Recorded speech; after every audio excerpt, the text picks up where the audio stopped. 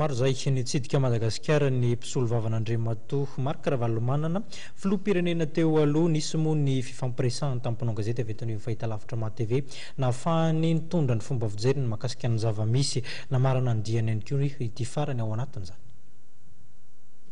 Ny haingandroany azo any Afrika Atsimo Andriamatoa Brian Kerin mpisolo vavan'ny filohan'ny Repoblika teo aloha Marc Ravalomanana raha ny fanazavany tamin'izy tazana teny ministera rarambahiny dia miasa ho an'ny famerenana tanindrazana ny filoha teo aloha ny tenany ary matoky fa misy firosoana izany resaka fiverenana filoha teo aloha izany saingy tsy mbola manana vaovao azo antoka mahakasika io raharaha io ny tenany. Raha nanontaniana ny antondiny teto Madagasikara nefa izy dia nanamafy fa ny fijerenany marimaritra iraisana mahakasika izay fampidiana izay no antondiny. Tafiditra amin'izany ny resaka fangatahana ny pasiporo filoha teo aloha nahatonga ny tenany nandalo tao ministeran'ny rarambahiny ny fijerenany resaka hetra ireo orinasa izay potika tamin'ny fihetseham-bahoaka ahafahany mandray anjara indray amin'ny fampandrosoana ny firenena amin'ny alalan'ny fandrarana eto Madagasikara ary momba ihany koa ny onitra ho an'ny orinasa izay simba. Nanamafy Andriamatoa Brian Kerin fa manana zo azo ny pasiporony ary manana zo ihany koa hiverina tanindrazana ny filoha teo aloha Marc Ravalomanana. Taorina ny fanesorany Etazonia ny sazo an'i Madagasikara dia hisokatra amin'ny sehatra maro sehatra hafa ihany koa ny fiarah-miasan'ny firenena roa tonta io moa no isan'ny fanamarihana nentin'ny mpiandraikitra-rany Amerikanina Andriamatoa Eric Wong. Ny fanesorana izany sazo izany tsy midika avy hatrany ho fiverenana ny agoa eto amin'ny firenena raha ny fanazavana hatrany. Notsahirin'ny mpiandraikitra Amerikanina Andriamatoa Eric Wong fa efa niova ny fifandraisana eo amin'ny fanjakana Amerikanina sy ny fitondrana malagasy.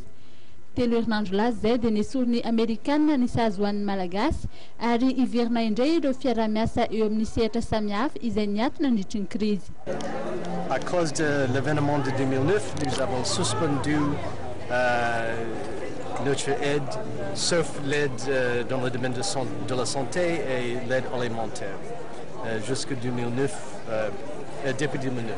Mais avec l'enlèvement des sanctions, nous sommes en train de lancer des programmes dans d'autres domaines.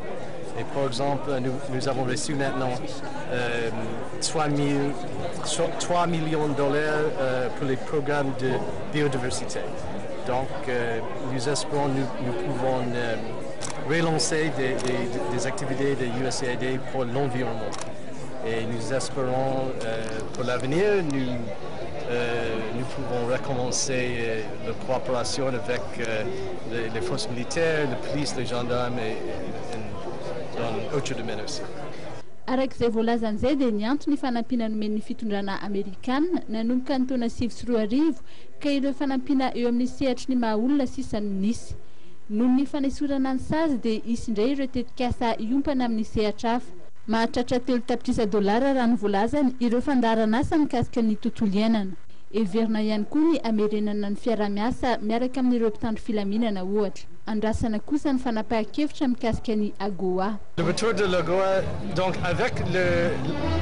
on a parlé de l'enlèvement des sanctions pour les États-Unis, mais il faut souligner que la restauration de l'AGOA c'est une autre décision.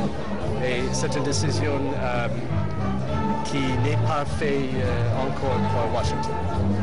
Tsy midika avy hatrany ho famerenana ny AGOA eto amintsika ny fanesorana ny États-Unis ny sazo ho an'i Madagasikara raha ny fanamarihana izay noentiny.